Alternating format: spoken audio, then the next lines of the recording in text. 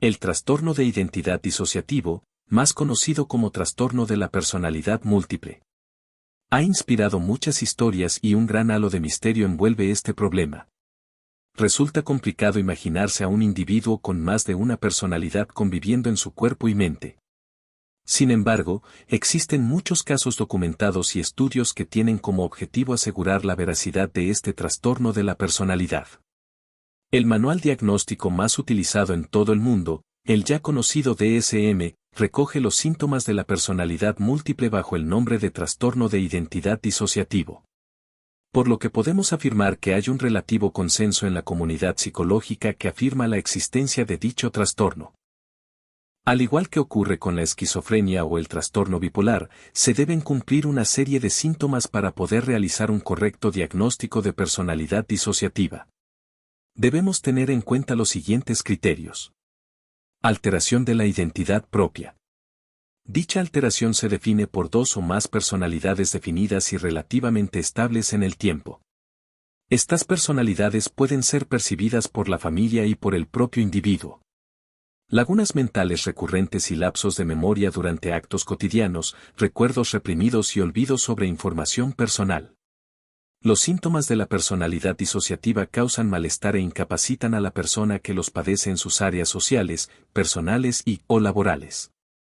Esta alteración de la personalidad no puede ser explicada por una práctica cultural o religiosa ampliamente aceptada.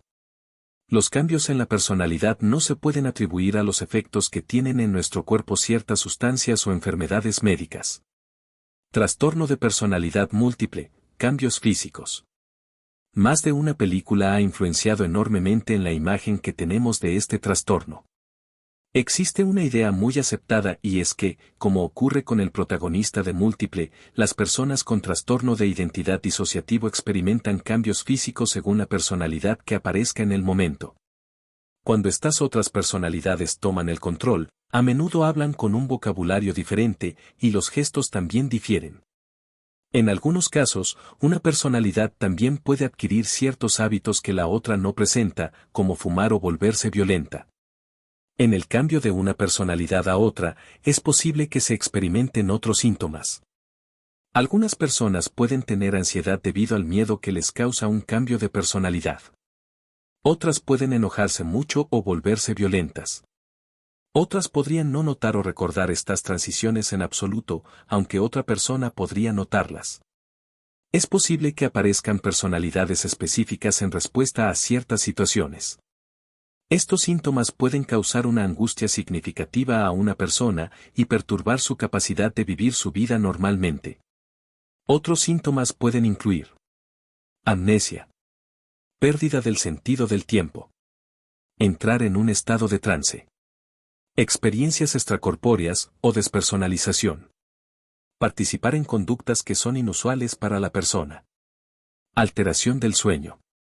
Una persona con trastorno de identidad disociativo también puede experimentar síntomas de otras afecciones, como autolesión.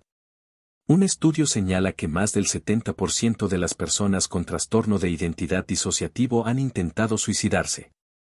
El trauma a menudo desencadena el como respuesta psicológica, por lo que es un factor de riesgo fuerte, especialmente en la infancia. Este trauma puede deberse a abuso físico, abuso con acceso carnal, negligencia emocional, abuso psicológico. En algunos casos, un niño quizá no experimenta una forma clara de abuso, pero puede vivir en un entorno familiar que no le brinda seguridad.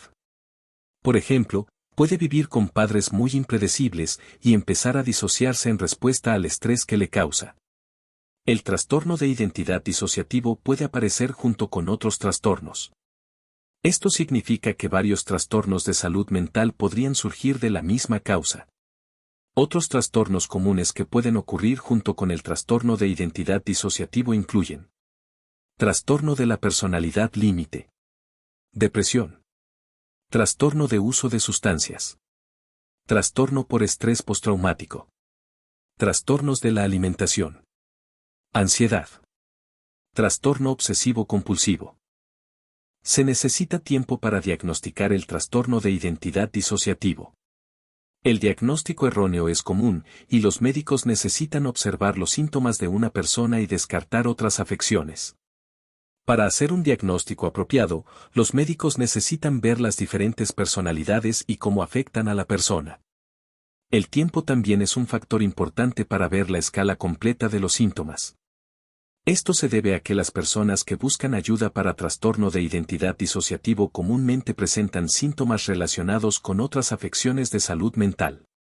Además, como el trastorno de identidad disociativo ocurre a menudo junto con otros trastornos, los médicos necesitan descartar los síntomas de otras afecciones antes de hacer un diagnóstico.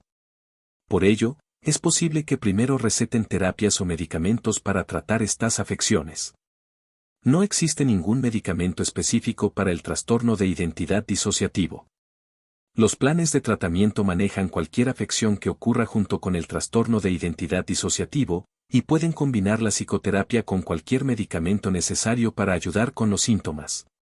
La psicoterapia, o terapia de conversación, es el tratamiento principal para las personas con trastorno de identidad disociativo. Las técnicas, como la terapia cognitiva conductual, pueden ayudar a una persona a trabajar y aprender a aceptar los factores desencadenantes que causan cambios de personalidad. En el trastorno de identidad disociativo, la psicoterapia tiene como objetivo ayudar a integrar la identidad de una persona y aprender a lidiar con experiencias postraumáticas. Veremos a continuación a modo de prueba, uno de los casos más conocidos de los Estados Unidos. Presta atención. Again, what personality is the plaintiff assuming at this moment in time? Wesley. Is it possible for the plaintiff to go back into the personality of Paul for a few minutes? It's possible. Can the witness do that? Yes. Is the witness now Paul Benassi? No. Would the witness become Paul Benassi for a few minutes? Yes.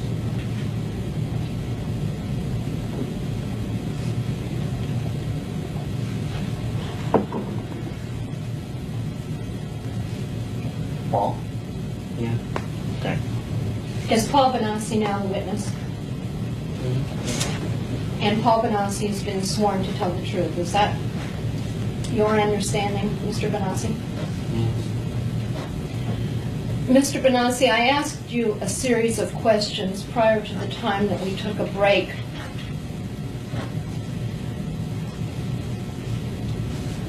The gist of which related to your ability to give full and complete answers to the questions that you have been asked at this deposition, not only today, but in the past 3 days. Do you recall those questions? Yes. And do you recall what you told me about your ability to give full and complete answers to the questions? Yes. Could you repeat what you believe your ability to give full and complete answers to all of the questions that have been asked of you is? I am able to give full and complete information about activities and events that have occurred in any of the personalities who have fully integrated into myself. The information sometimes is not complete because there's still other personalities who have not been integrated, and even when they're co-conscious, are not able at the spur of the moment to give details because while I'm giving my information and their thoughts coming in, it overloads the system and it creates a headache, and then that makes me unable to access memory quickly. So, in other words, you could get on the witness stand at the time of trial, and you intend to, I assume. Is that correct? Yes. And testify that there were other personalities that weren't present at the deposition or weren't integrated, and you now have new memories about facts. Not new memories, they're old memories that simply have not been stated before. And I am not Paul right now, I am Wesley. Why are you Wesley now? Because I am tired of you people doing this to him. I was attempting to make everything go away all of the time. I don't care about any of this stuff. Why are you here then? Why? Because I'm tired of what you're doing to Paul. I'm tired of what you're doing to him. What is it that we're doing to Paul? What is it that you're doing to him? You're questioning him, you're sitting there saying things that don't make any sense. Do you understand, Wesley, that Paul brought this lawsuit? This is Paul's lawsuit. No, Paul didn't bring the lawsuit. Who brought the lawsuit? Mikey brought the lawsuit. Why is the name on the petition and the complaint listed as Paul? Because we had to go under Paul Bonassi's name because he's the body. Well, who's Mikey? Mikey's a personality who contains more information than Paul ever did, because Paul's like just like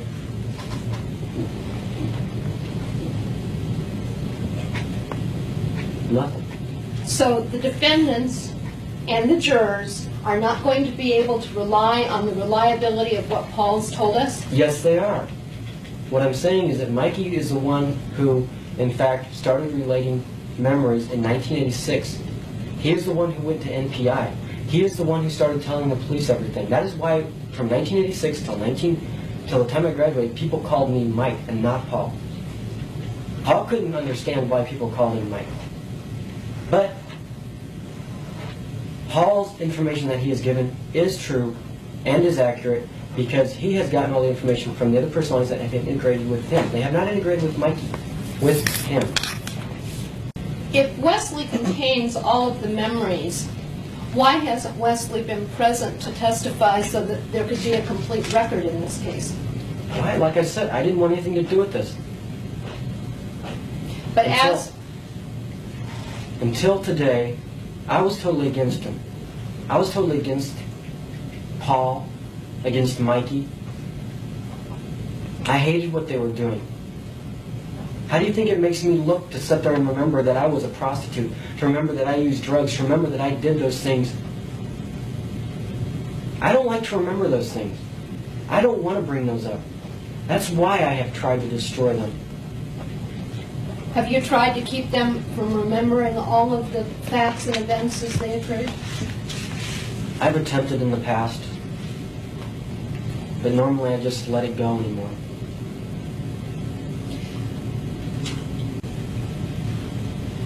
Yes. You're supposed to answer these questions. Does this have to do with Monarch? Yes. If I use the code, will that help? Which I just obtained in the last hour.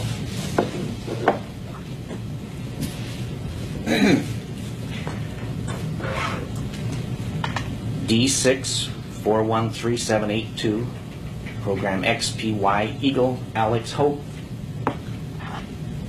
Please go ahead and answer all questions.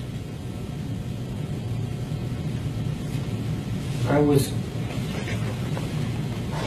created by a government program, Which government program? Monarch. And what is Monarch? Monarch is an operation that was created by the United States government to create spies for other countries. They use children for the purpose that they're easily integrated into multiple personalities because they can dissociate. Monarch is a program that is run by Michael Angelo Aquino, who was an Army Reserve colonel at Presidio. He is also the leader of the Temple of Set. He also runs a child daycare center. He also is involved in human sacrifice. Is he employed by the United States? Yes, At what facility? Presidio, California. Is that in San Francisco area? Presidio Yes. Naval Base? Yes. Do you mean Mr. Aquino? Who in Monarch created you? I was created by Monarch. I do not know who. What were you told when you were 4 years old that you recall now about the Monarch program? When I first got involved, I was molested by an airman from Offutt Air Force Base who was involved in Monarch.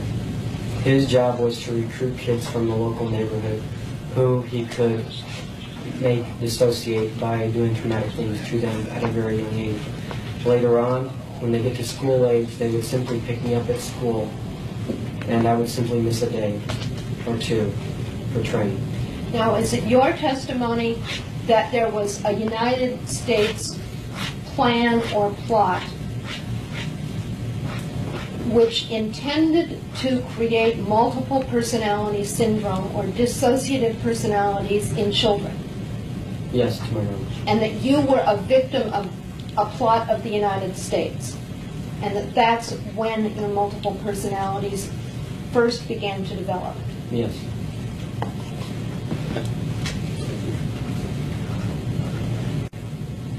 Who programmed you? Involved. I was programmed by Monarch. Who? That includes psychiatrists from Offutt Air Force Base. Who is that? I do not know. They never allowed us to know names except for our direct controller, which was Bill Clemens. I only knew of a Colonel Aquino because I was also involved in the Temple of Set. When were you programmed? I was programmed beginning in 1974. Were you trained in the area of prostitution and homosexuality? Yes, And where did that training take place? Offutt Air Force Base. And did that also occur in 1974? Yes, And how long a period of time did that training last? roughly 1974 until 1980. So during those years, you received periodic training about homosexuality and about prostitution. Yes. Anything else that you've received training on? Yes. What? How to photograph documents in the mind to be able to relate that information to deprogrammers at a later date. Have you personally engaged in any spying? Nothing that would be considered spying. Positions? They found people, I didn't. Oh, okay, They so set up the engagements and the encounters with the person. I simply was told to, when they program the personalities, or the triggers, as I called them, they would call me up and they would use a code. I would simply switch into that trigger, go to where they told me to go, whether it would be get on an airplane because they would already have the tickets there. They would have the tickets there under a name that only that trigger would know, and go to wherever it was. There would be somebody waiting for them in that city, and take them to wherever it was that they were supposed to go, bring them back to the airport, put them on the plane. They would come back home, and as soon as they walked in the door, the memory of everything that had just happened would be erased. Gone. Completely. again, let me ask you, are all of the people that you are aware of who are involved in the operation Satanists? No, not all. Many. Many are Satanists. Yes.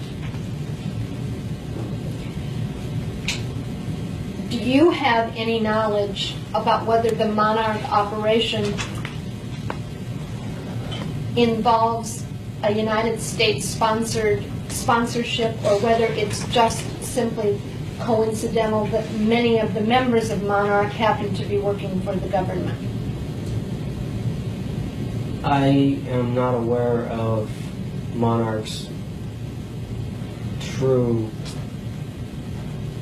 producer. In words, I know that all of its leaders are politically inclined and are current and or members of Congress, the Senate, or Si el video fue de tu interés, te invito a suscribirte y a tocar la campanita para seguir nuestros futuros videos. Creceremos juntos en un misteriosamente mundo paranormal.